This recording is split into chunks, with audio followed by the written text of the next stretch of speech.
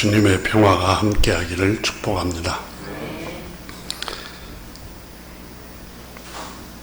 동양고전 대학이라는 책이 있습니다. 이 책에 김학주 선생이 번역한 책에 이 구절이 있는 걸 잠깐 소개합니다. 훌륭하신 문왕이여. 이 문왕은 기원전 1100년경에 상나라의 왕이었습니다. 끊임없이 밝고 정경스럽게 처신하셨네. 임금이 되어서는 인으로 처신하고 신하로 있을 적에는 공경스러움으로 처신을 하였고, 자식이 되어서는 효성으로 처신하고, 아버지가 되어서는 자애로움으로 처신을 했고, 나라 사람과 사귐에 있어서는 신의로 처신을 하였기 때문인 것이다 라고 했습니다.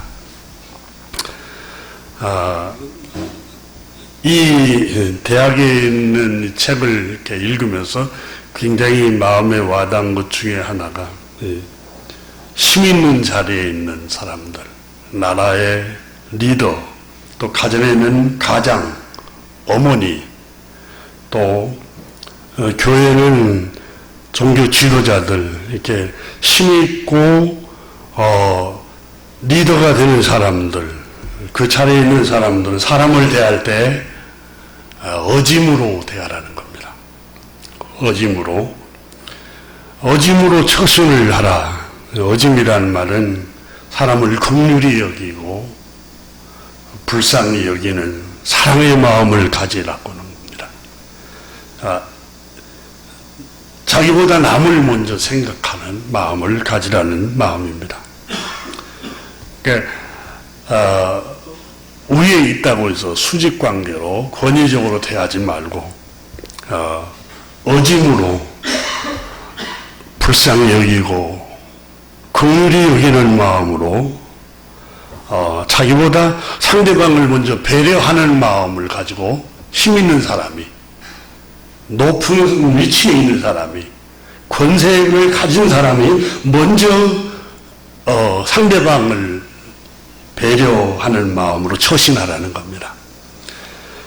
신하로 있을 적에는 리더가 아니었을 때는 공경스러움으로 임금이나 동료 아랫사람을 대했다는 걸 칭찬했습니다. 이 공경스러움으로 대했다는 말은 존중하는 태도로 상대방을 대했다는 겁니다. 내가 임금이니까 최고의 권력에 있으니까 아랫사람 대하듯이 대하지 않고 그 위치에 있으면서도 사람을 존중하는 태도로 사람을 대했다는 겁니다. 또 예의 바르고 또 그 사람의 처지를 생각하면서 부모를 대할 때는 정성스러움으로 대하고 마음을 다하여 부모님을 섬기는 태도를 의미합니다.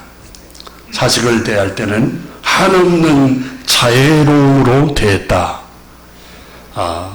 옳고 그름을 따지고, 그게 아니라 자비롭고 너그러운 마음으로 따뜻하게 대하는 태도가 이 사람의 모습이었다고 합니다. 사람과 사귐에 있어서는 반드시 약속을 지키고 진실함을 끝까지 지키는 신의의 마음을 가졌다는 겁니다. 이게 어떻게 이 같은 마음을 가진 상나라의 문왕은 오늘날까지 이렇게 책에 기록되어서 사람 마음을 훈훈하게 해주고 있습니다. 그렇지 않습니까? 약속을 안 지키는데 누가 믿을 수 있겠습니까? 성경은, 하나님 말씀은 약속은 해로울지라도 지켜라. 내가 약속을 했으면 해로울지라도 지켜야 신의가 생기고 또 꾸준히 우정이 생기고 또 장사하는 사람은 거래를 꾸준히 할 수 있는 거예요. 오늘 본문 말씀에 아브라함은 99세가 되었을 때 하나님께 인정을 받기 위해서 창조주 하나님께 마음에 들기 위해서 하나님 복의 근원이신 하나님께 인정을 받기 위해서 어떻게 해야 되는가를 본문에 말씀하고 있는데 주님께서 1절에서 이렇게 말씀합니다. 아브라함이 99세 때에 여호와께서 아브라함에게 나타나서 그에게 이르시되 나는 전능한 하나님이라 너는 내 앞에서 행하여 완전하라 이렇게 말씀합니다. 이 표준 세번역 성경은 이렇게 해석해 번역했습니다. 쉽게 아브라함의 나이 99이 되었을 때 주께서 그에게 나타나셔서 말씀하셨다. 나는 전능한 하나님이다. 나에게 순종하며 흠없이 살아라. 이렇게 원문에 가깝게 번역을 했습니다.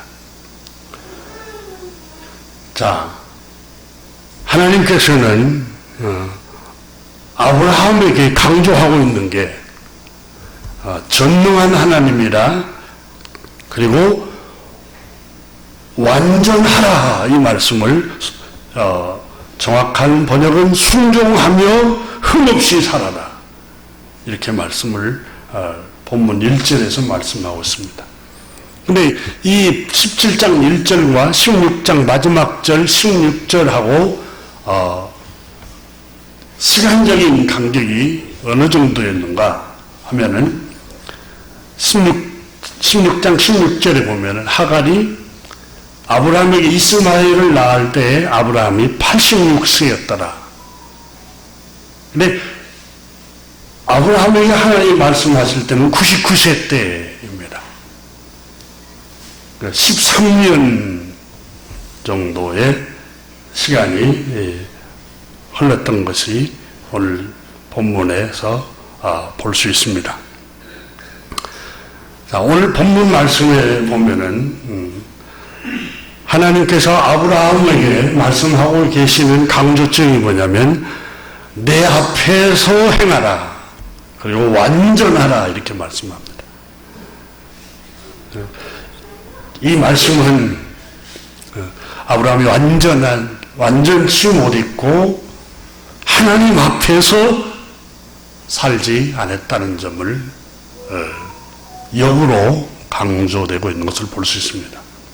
자, 16장 16절에서 아브라함이 하갈을 취했던 걸 지적을 하고 있는 겁니다.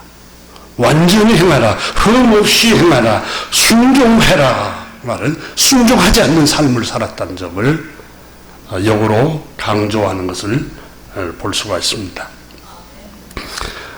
그래서 강조되고 있는 말씀이 17장에 나는 능치 못할 일이 없다. 너 소원대로 아브라함아 네 소원대로 내가 너를 통해서 사라를 통해서 자녀를 내가 줄 것이다. 네가 나이가 99세여도 나는 전능한 하나님이다. 능치 못할 일이 없는 분이다. 나를 믿고 내 앞에서 행하라 그 말입니다. 내 말을 믿고 완전히 행하라. 순종하고 흠없이 살아가라. 부도덕하게 살지 말라는 거예요. 아브라함에게. 오늘 본문에서 1절에서 강조되고 있는 말씀이 두 가지 의미를 가지고 있습니다. 첫째는 1절에서 하나님의 침묵에 관해서 16절부터 17장 1절까지 오기까지는 13년이 걸렸습니다. 그때까지 아브라함에게 주님께서 나타나시고 말씀하신 적이 없어요. 이 기간 동안 하나님의 침묵을 하셨음을 말씀을 하시고 계시고, 두 번째는 흠없이 살지 못했어요. 아브라함이 하나님의 뜻을 거스렸습니다. 부도덕하게 살았습니다. 자기 사랑하는 아내가 있음에도 불구하고 또 다른 여자를 취하여서 동침을 하고 또 아이를 갖게 되었던 겁니다. 그래서 16장 16절에서 강조되고 있는 게 하갈이 아브라함에게 이스마엘을 낳을 때가 아브라함이 86세였더라. 아브라함이 99세 때에 여호와께서 아브라함에게 나타나셔서 하신 말씀이 뭐냐면 흠없이 살아라. 아브라함아, 내 말에 불순종하지 말고 순종하면서 살아라. 그 말씀은 16장까지 불순종하면서 살았고 부도덕하게 살았다는 점을 책망을 하고 있는 것을 엿볼 수가 있습니다. 이 부도덕하게 살았던 아브라함, 이게 하나님께서 거의 13년 동안 침묵을 하셨습니다. 탈무드에 보면은 가장 큰 영물 중에 하나가 침묵이라고 합니다. 아브라함이 여러분, 16장 마지막 절부터 17장 1절까지 13년 동안 여호와께서 아브라함에게 나타나신 적이 없고 말씀하신 적이 없음을 우리는 창세기를 통해서 볼 수 있습니다. 그리고 99세 때 여호와께서 아브라함에게 나타나서 시점을 기록하고 있는 99세 때에 나타나셨다는 점을 강조하고 있습니다. 그 말은 13년간 하나님께서 아브라함에게 침묵을 하셨던 겁니다. 침묵보다 더 큰 형벌이 없습니다. 그래서 시편 13편 1절에 보면은 여호와여 어느 때까지나이까 나를 영영 잊으셨습니까? 주의 얼굴을 나에게서 어느 때까지 숨기겠나이까? 이렇게 호소했습니다. 시편 기자인 다윗은 27편에서도 주의 얼굴을 내게서 숨기지 마시고 주의 종을 노하여 버리지 마소서.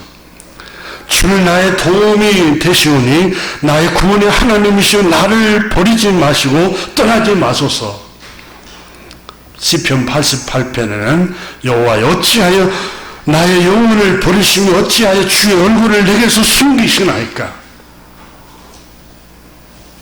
여러분, 아버지가 아들에게 화났을 때, 많이 화가 났을 때, 여러분 아들을 보고 싶습니까? 보기도 싫다, 나가라. 이렇게 하지 않습니까? 화가 났을 때. 하나님께서는 아브라함에게 얼굴을 숨기셨습니다. 그게 13년이에요. 13년 동안 하나님이 아브라함에게 말씀하시지 않으셨음을 보게 됩니다. 여러분, 주님이 침묵하실 때 정말 고통스럽습니다. 여러분, 아무리 기도를 하고 찬송을 하고 우리가 주님께 가까이 나가고 주님을 멀리 느껴졌을 때, 주님의 친밀함을 느끼지 못했을 때처럼 답답한 게 없습니다. 가장 큰 영적인 공고함은 주님이 침묵했을 때. 우리가 찬송가에도 387장에 그렇게 나오죠. 멀리 멀리 갔더니 처량하고 고나며 슬프고도 외로워 정처 없이 다니니 예수 예수 내 주여 지금 내게 오셔서 떠나가지 마시고 길이 함께 하소서. 우리 한번 이 찬양을 다 같이 한번 해보세요. 387장입니다. 우리 한번 주님을 사모하는 마음으로 이 찬양을 함께 하겠습니다. 387장입니다.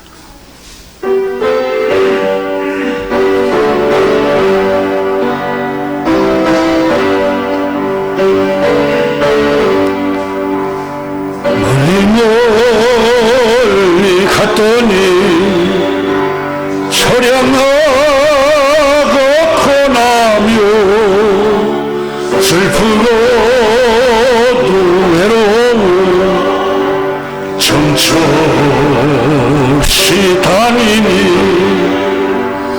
예수 예수 내 주여 지금 내게 오셔서 떠나가지 마시고 길이 하소서. 3절 다니다 가실 때에 쓸쓸한 걸 만나도 홀로 있게 마시고 지호하소서. 예수 예수 내 주여 지금 내게 오셔서 떠나가지 마시고 길이 함께 하소서. 탕자를 보십시오. 멀리 아버지 품을 떠나니까 다 영혼이 공고하잖아요. 여러분, 하나님과 친밀한 교제를 나누고 친구가 됐던 아브라함이 13년 동안 친밀한 교제를 나누지 못하고 하나님의 음성도 들리지 않고 하나님께서 침묵했을 때에 아브라함의 영혼이 얼마나 공고했겠습니까? 너무너무 고통스러워서 16장에서 하갈을 내쫓아내라. 하갈을 내쫓아내라고 할 정도니까 자기 자식을 임신했던 여인을 쫓아내라 한 것은 가정이 얼마나 고통스러우면 그렇겠어요. 너무너무 괴로우니까 그렇게 하는 거예요. 주님의 음성이 멀리 느껴지기도 하고 성경을 읽어도 주의 음성으로 안 들리고 기도를 해도 주님과 친밀함을 느끼지 못할 때 그 고통은 말로 다 할 수가 없습니다. 우리 인간의 영혼은 하나님의 음성을 들을 때 평안을 누립니다. 이사야 55장에도 너희 목마른 자들아 물로 나오라. 돈 없는 자도 와서 값없이 포도주와 젖을 사라. 이 포도주와 젖을 뭘 의미하는가 하면 이사야 55장이 그러잖아요. 너희는 내게 귀를 기울이고 들으라. 하나님 말씀을 들으라. 너희 목마른 영혼이 목마름이 사라질 것이다.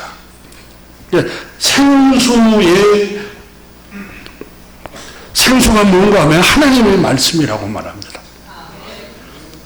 시편 19편 7절에서도 주님의 율법은 완전하여 영혼을 소성시키며 다윗이 그랬습니다. 그러니까 소성이라는 단어를 원문에 보니까 생기를 북돋아 준다. 죽은 상태인 생명체를 살아나게 한다. 주님의 말씀은 마음을 기쁘게 하고 그랬습니다. 이 표준 성경에는 마음의 즐거움을 안겨준다. 하나님의 말씀은 내 영혼을 소생을 시켜주고 생기를 북돋아주고 또 마음의 즐거움과 평안을 주는데 하나님의 음성이 안 들려요. 주님의 말씀을 읽어도 마음이 와닿지가 않아요. 이게 얼마나 영혼의 공고함이겠어요. 여호와의 증거를 확실하여 우둔한 자를 지혜롭게 하며 깨우쳐주고 딸을 깨닫게 해주는 거예요. 여호와의 도는 정결하여 영원까지 이르고 영원에까지 인도하는 말씀입니다. 한결같이 변함없이 인도를 해준다는 의미입니다. 그래서 시편 19편 12절 자기 허물을 능히 깨달을 자 누구리요? 못 깨닫는 거예요. 저나 여러분이나 잘 못 깨달아요. 오직 주님 말씀 여호와의 율법이 하나님의 말씀이 내 영혼을 비추고 나를 깨닫게 하고 내 허물을 보게 한다는 거예요. 그런데 아브라함에게 하나님의 음성이 13년 동안 나타나지도 않고 들리지 않을 때 얼마나 공고했겠어요. 그래서 오늘 17장 1절에서 아브라함이 99세 때에 여호와께서 아브라함에게 나타나사 그에게 말씀하시되 99세 때에 비로소 13년 만에 나타나셔서 말씀하신 거예요. 아모스 8장에 보면은 하나님의 말씀을 듣지 못했을 때 사람의 영혼은 피폐해진다, 황폐해진다 이렇게 나와요. 그날이 온다. 나 주 하나님이 하는 말이다. 표준 세번역 성경에 이렇게 기록했습니다. 내가 이 땅에 기근을 보내겠다. 사람들이 배고파하겠지만 그것은 밥이 없어서 겪는 배고픔이 아니다.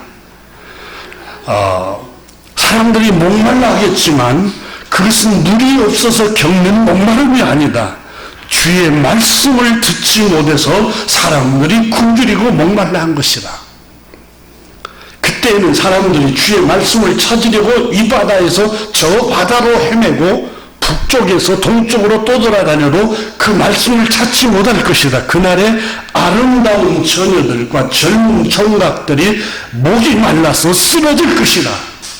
수많은 젊은이들이 여러분 영적인 목마름 때문에 마약에 손대고 영적인 목마름을 물질적인 쾌락으로 채우려고 하는데 어떻게 영혼이 채워질 수 있겠어요?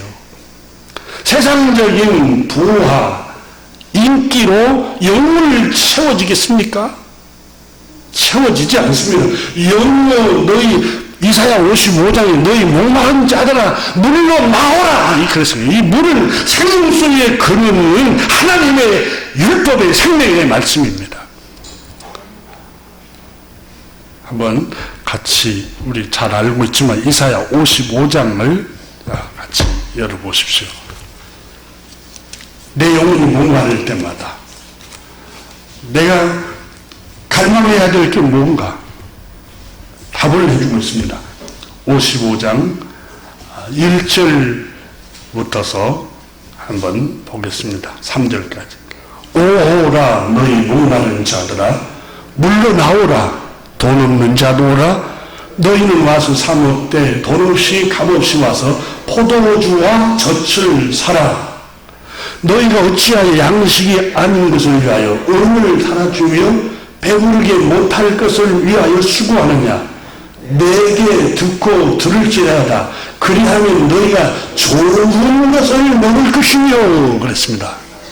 하나님의 말씀을 듣고 하나님의 음성을 들으라는 거예요. 그는 좋은 것을 먹을 것이며 너희 자신들이 기름진 것으로 즐거움을 얻으리라. 영적인 만족, 영적인 즐거움은 물질로 채워지지 않는 거예요. 은으로도 못 사고 금으로도 사지를 못해요. 양식이 아닌 것을 쫓아갈 때 우리 영혼은 더 공고해져요. 어떤 게 참된 양식이냐? 주님의 말씀을 들으라는 거예요. 그 3절에 또 강조합니다. 너희는 귀를 기울이고 내게 나와 들으라. 그리하면 너희 영혼이 살리라.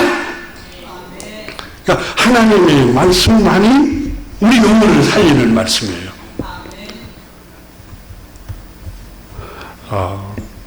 왜 젊은 아름다운 처녀들과 젊은 총각들이 목말라서 방황을 합니까? 생명수를 못 찾아서 그래요. 생명수는 하나님의 말씀이에요.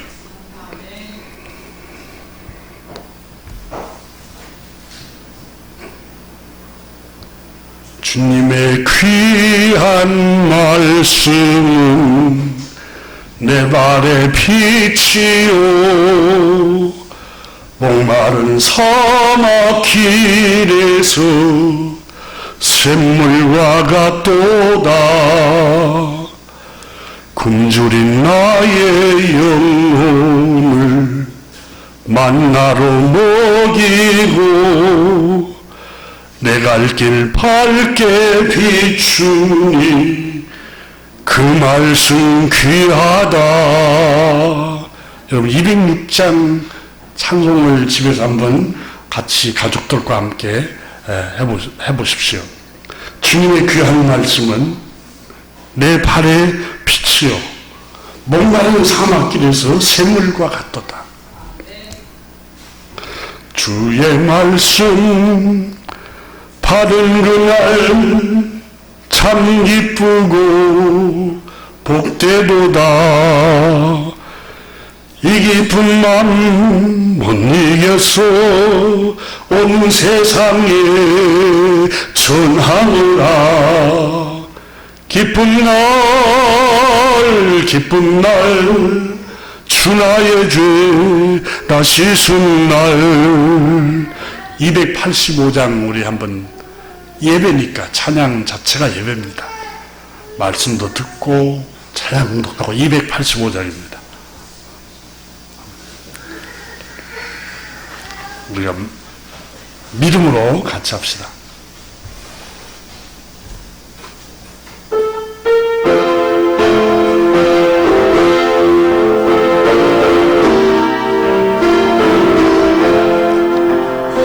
말씀 받은 그날 참 기쁘고 복되도다. 이 기쁜 마음 못 이겨서 온 세상에 전하노라. 기쁜 날 주 나의 죄 다 씻은 날. 깨어서 기도하고 늘 기쁘게 살아가리. 기쁜 날 주 나의 죄 다 씻은 날.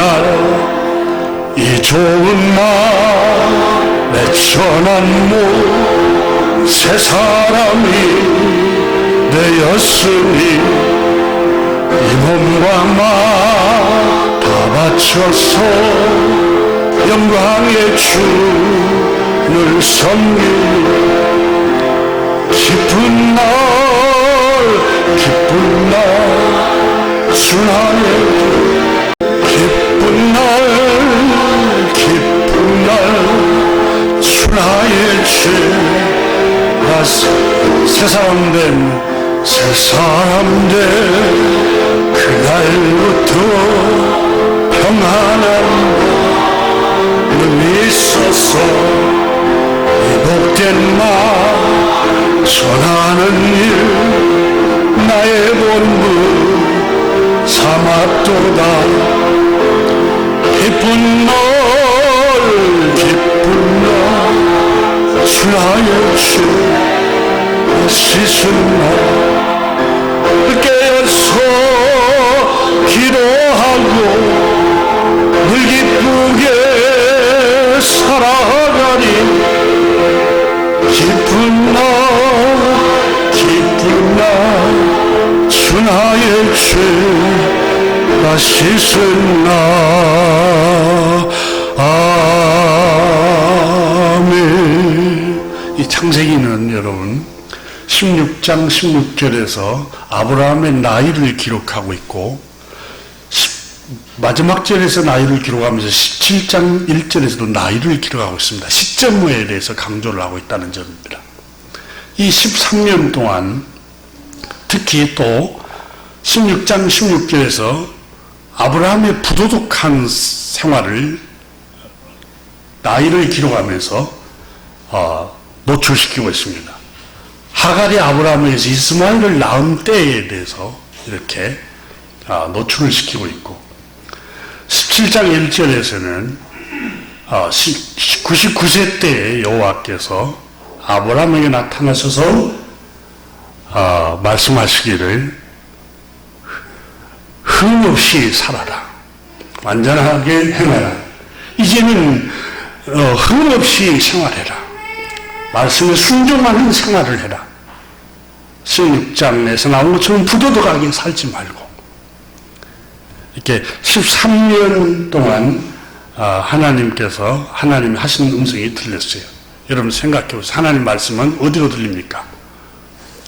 마음으로 들립니다. 그렇지 않습니까? 귀로 들리는 게 아니라 하나님 말씀은 내 마음 와닿아야 하잖아요. 그러면 하나님께서 아브라함에게 말씀하시지 않았을까요? 계속해서 했을 겁니다. 근데 와닿지 않았을 거예요. 근데 99세 때에 주의 음성이 자기에게 와닿은 거예요. 들리기 시작한 거예요. 여러분, 우리도 그렇지 않아요?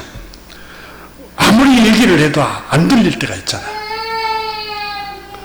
가장 가까이에서 아내를 통해서, 남편을 통해서, 아버지를 통해서, 어머니를 통해서, 또 환경을 통해서, 하나님의 말씀을 통해서 말씀해도 그냥 눈은 보아도 보지 못하고 귀는 들어도 깨달음이 없어요. 와닿지가 않아요. 근데 아브라함은 99세 때에 그게 들리는 거예요. 무슨 음성이 들리는가 하면 하나님은 전능하신 분이구나. 못하실 분이 없으신 분이구나. 문제는 내가 흠없이 사는 것, 내가 부도덕하게 사는 것을 중단하고 내가 하나님 앞에 올바르게 서야 되겠구나. 내가 말씀에 순종하는 생활을 하면 그분은 전능하시기 때문에 모든 것을 나에게 능력을 베풀 수 있으신 분이구나. 이게 와닿기 시작한 거예요. 이 기간이 13년이 걸린 거예요. 왜 아브라함에게 99세 때 이 음성이 들렸을까요? 여러분, 99세 때까지 아브라함이 이스마엘이 13살 컸을 때, 하갈이 아이를 잉태했을 때 사라를 멸시했다고 기록하잖아요. 자기 주인을. 자기가 아이를 낳아서 아들을 낳았어요. 여종이. 아들이 점점 커가고 있어요. 사라는 생각해 보세요. 얼마나 위축이 됐겠어요. 하갈은 아이를 잉태했을 때만 해도 사라를 멸시했는데 그러면 그 마음이 어디 가겠어요? 그렇다고 생각하면 그 집안에 여러분 보이지 않는 갈등, 분노, 시기심, 사라와 하갈, 아브라함 이 세 관계가 여러분 평안했을까요? 끊임없이 갈등하고 끊임없이 시기하고 적대감을 품고 미움을 품고 증오심을 품고 그 사람의 의미사 여러분 느낄 수 있잖아요. 근데 아브라함이 얼마나 괴로웠겠어요. 생각해 보세요. 정말 괴로웠을 겁니다. 평안이 없었어요. 아브라함이 13년간 무슨 평안이 있었겠어요.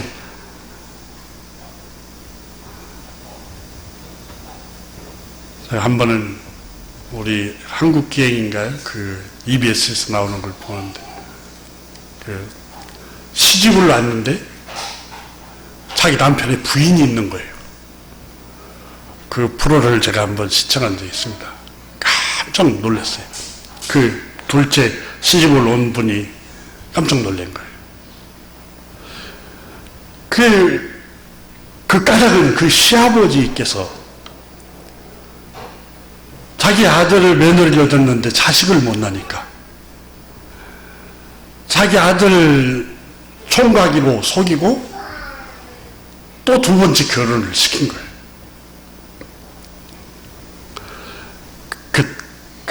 그래서 자식을 낳았어요. 그래서 이제 질문을 해요. 피디가 아버지 남편에게 두 명의 아내를 두었던 남편에게 그 남편이 내가 편안할 날이 있었겠습니까? 그 고백을 해요. 남은 부인이 두 사람이라고 해서 이런 말 저런 말이 오가지만 나하고 편안한 마음이 편안할 날이 있었겠냐고.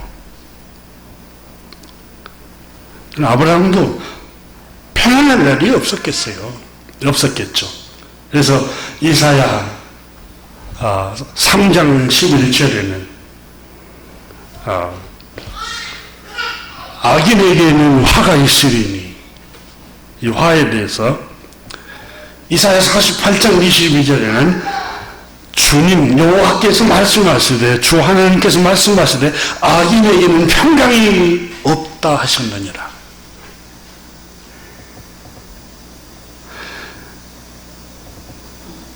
이사야 57장 20절에는 악인은 평안함을 얻지 못하고 그랬어요. 시편을 여러분 읽어보면 이 세상 사는 동안 가장 큰 행복이 뭐냐? 평안을 누리는 거래요. 많이 가졌느냐? 큰 권세를 쥐었느냐? 높은 자리에 갔느냐? 부여하느냐? 상관하지 않아요. 평안을 누리느냐, 평안을 누리느냐. 잠언에도 17장에도 마른 떡 한 조각을 갖고도 육선이 가득한 집에서 서로 다투고 사느니 마른 떡 한 조각을 먹으면서 평안을 누리는 것보다 더 큰 행복이 없다 그랬어요. 내 영혼 평안해, 내 영혼 평안해. 평강, 내가 평안한 것보다 더 큰 행복이 없는 거예요. 미국의 한 작가가 행복이라는 책을 썼는데 전 그 히말라야 산 아래 나라에 갔는데 문명도 떨어지고 모든 게 다 불편한데 미국에서 살 때보다는 그곳에서 살 때가 더 행복하다는 거예요. 그 이유는 딱 하나, 고요하고 평안하다는 거예요. 미국에 살 때는 연봉도 많고 모든 기술 문명이 발달해서 모든 게 다 편리한데 그 상간마을에 들어왔을 때는 불편하지만, 육체적으로는 불편하지만 마음이 편안하다는 거예요. 마음이. 아브라함은 평안이 없었습니다. 그래서 이사야 57장 20절에 이렇게 기록했어요. 악인들은 요동하는 바다 같아서 고요히 쉬지 못하나니 선난 바다는 진흙과 더러운 것을 솟아 올릴 뿐이다. 그러니까 솟구쳐 올라오는 진흙더미에 그 올라오는 것처럼 악인에게는 늘 마음에 불안이 솟구쳐 올라오고 곤고함이, 허망함과 곤고함이 자꾸 영혼이 솟구쳐 올라오는 거예요. 허전함, 평안함이 없어요. 늘 불안함과 두려움, 불안, 이게 자꾸 솟구쳐 올라오는 거예요. 자기 마음속에서.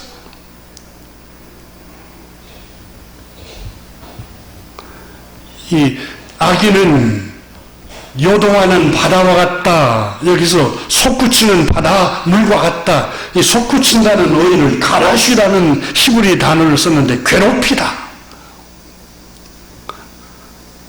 쳐올리다. 마음속에 괴로움이 쳐올라오는 걸 말합니다. 그러니까 악인에게는 평안이 없이 마치 바다의 물이 솟구쳐 진흙탕이 솟구쳐 올라온 것처럼 악인의 마음에는 늘 여러분 솟구쳐 올라오는 괴롭히는 것들이 있다는 거예요.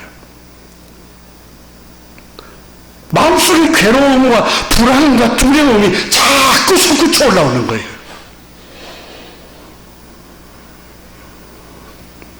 조금 전에 우리 불렀던 찬양처럼 처량하고 고나며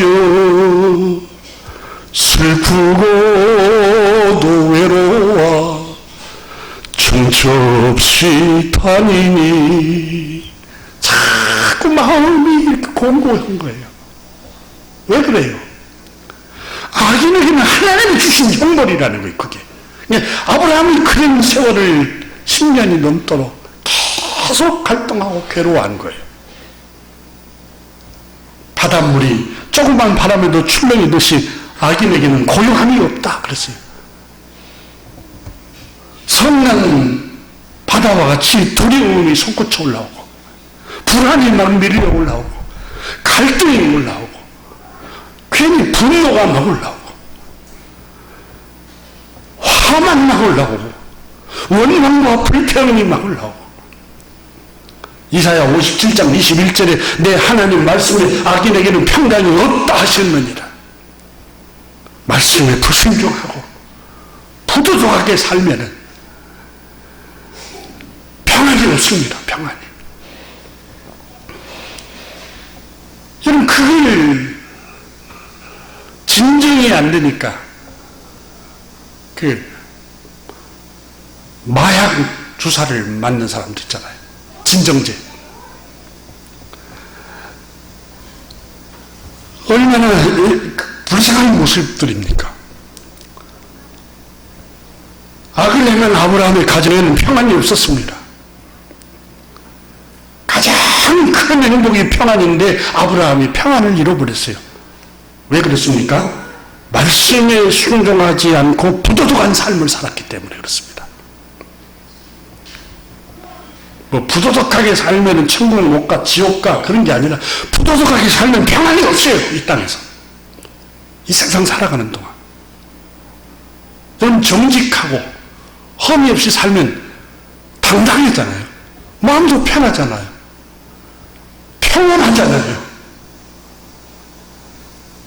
뭐 꾸미고 속이고 죄를 지으려고 하니까 불안한 거지. 마음을 비우고 흠없이 살려고 하고 정직하게 살려고 하면 두려울 게 없어요.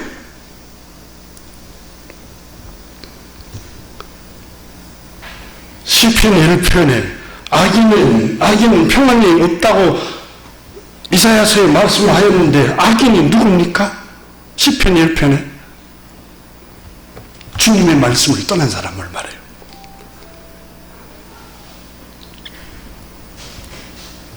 시편 10편에는 악인에 관해서 이렇게 묘사를 했습니다. 악인은 그의 마음에 욕심을 자랑하며 탐욕을 부리고 4절에 10장 4절에 보면은 악인은 그의 교만한 얼굴로 말하기를 여호와께서 이를 감찰하지 아니한다 하시며 악인이 누구냐면 주님이 우리를 감찰하지 않아 우리를 보고 계시지 않아 이렇게 생각한다는 거예요. 그리고 악인은 모든 사상에 하나님이 없다 하나이다. 그러니까 생각 속에 하나님을 두려워하는 마음이 없어요. 이걸 악인이라고 그래요. 그래서 그들은 7절에 저주와 기만과 폭언으로 가득 차 있고 혀 밑에는 욕설과 악담이 가득 차고 왜? 하나님을 의식하지 않기 때문에 온갖 악담을 하고 비난을 하고 저주를 퍼붓고 원망과 불평과 그 사람을 멸시하는 말을 하는 이유가 뭐예요? 하나님을 두려워하는 마음이 없기 때문에 마음대로 막 생각하고 마음대로 말하는 거예요. 하나님을 두려워하는 사람은 아니야, 이런 생각을 품으면 주님이 마음 중심을 보신다고 그랬어. 이런 간사하고 악한 마음 품으면 안 돼. 자, 당사자 모르게 우리가 모사를 꾸며도 하나님이 보시오. 주님이 은밀한 장소에도 보시는데 이런 악한 일을 해서는 안 되지.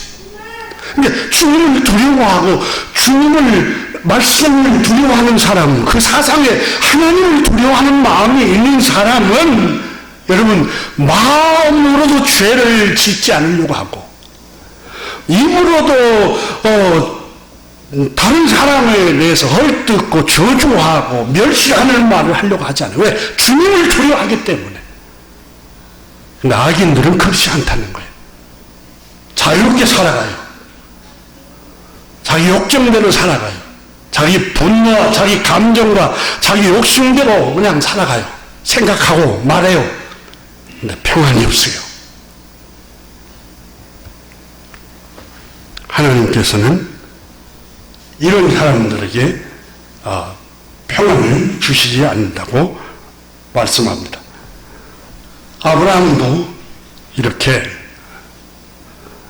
하나님께서 신고를 하셨습니다.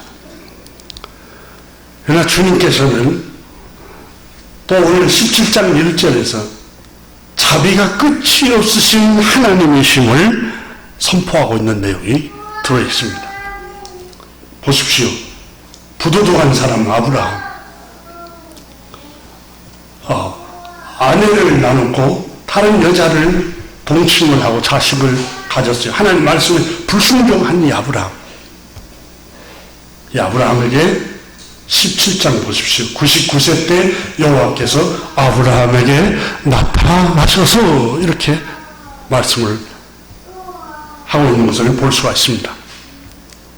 여러분, 이 말씀은 하나님께서는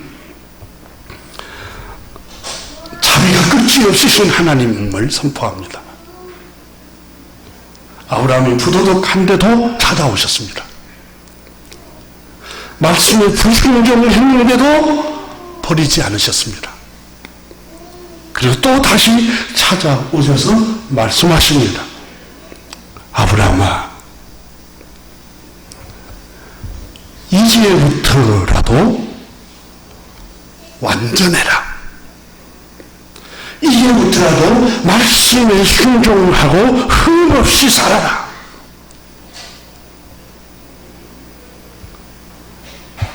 자, 1절을 같이 한번 읽어봅니다. 시작. 아브라함이 99세 때 여호와께서 아브라함에게 나타나서 그에게 이르시되 나는 전능한 하나님이라 너는 내 앞에서 행하여 완전하라.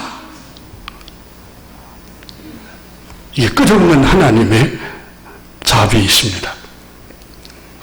그리고 2절에 내가 내 언약을 나와 너 사이에 두어 너를 크게 위대하게 번성하게 할 것이다. 순결하고 깨끗하고 의롭게 살았던 사람에게 아니라 죄인된 삶을 살았고 부도덕한 삶을 살았고 흠없이 살지 못했던 아브라함에게 하나님 우리 아버지께서 찾아오십니다. 그리고 아브라함에게 말씀하십니다. 아브라함아, 이제부터라도 완전한 흠없이 비난받지 말고 살아가거라. 하나님의 말씀에 순종하면서 살아라. 내가 너를 축복하겠다. 이렇게 말씀합니다. 겨우 여러분, 주님께서 나 같은 죄인 사랑하실까? 축복하실까? 내가 이런 못된 죄를 짓고 이런 마음으로 품었음에도 불구하고 주님이 여전히 나에게 축복을 주실까? 오늘 성경은 말씀합니다. 여전히 우리를 축복하겠다고 말씀합니다. 그 주님은 생각해 보십시오. 주의 자비가 끝이 없으신 하나님이심을 어떻게 알 수 있습니까? 죄인을 위해서 당신의 외아들, 하나님의 아들, 구세주이신 예수 그리스도를 보내주셔서 죄인의 친구가 되어주셨어요. 의인을 부른 게 아니라 세리, 장녀, 장기들, 죄 많은 사람들과 친구가 되고 또 인류의 모든 죄짐을 짊어지고 십자가에서 그 피 흘려 죽임을 당하시고 그 피로 모든 죄인들의 죄를 다 용서하시기 위해서 대속의 죽음을 죽으셨어요. 예수님은 의인을 위해서 온 게 아니에요. 나 같은 못난 인간, 우리같이 못난 인간, 죄를 범한 우리를 위해서 오신 거예요. 낙심하지 맙시다. 또 절망하지 마십시오. 주님께서 아브라함에게 말씀합니다. 아브라함아, 나는 전능한 하나님이야. 네가 비록 실수했고 넘어졌고 네가 비록 죄를 범했고 불순종했지만 나는 너를 사랑해. 오늘 본문 보십시오. 4절 보십시오. 보라, 내 언약이 너와 함께 있으니 너는 여러 민족의 아버지가 될 것이라. 6절 보세요. 내가 너를 심히 번성하게 하리니 그랬어요. 아브라함이 의로워서 축복하셨습니까? 아닙니다. 하나님은 죄인을 사랑하십니다. 하나님은 저와 여러분을 영원토록 지금도 사랑하고 계시고 앞으로도 사랑할 뿐만 아니라 영원히 사랑하시는 분입니다. 기도하겠습니다. 하나님 아버지 감사합니다. 오늘 이 아침에 우리가 아브라함을 공부하면서 주님이 어떤 분이신가, 주님의 인자하심과 자비와 긍휼의 풍성하심이 끝이 없으신 하나님이심을 우리가 보게 됩니다. 하나님 아버지, 온 교우들에게 주님의 사랑을, 신실함을 굳게 믿고 흠없이 말씀에 순종하며 살아갈 수 있도록 은혜를 베풀어 주옵소서. 우리 주 예수 그리스도의 이름으로 축복하며 기도드립니다. 아멘.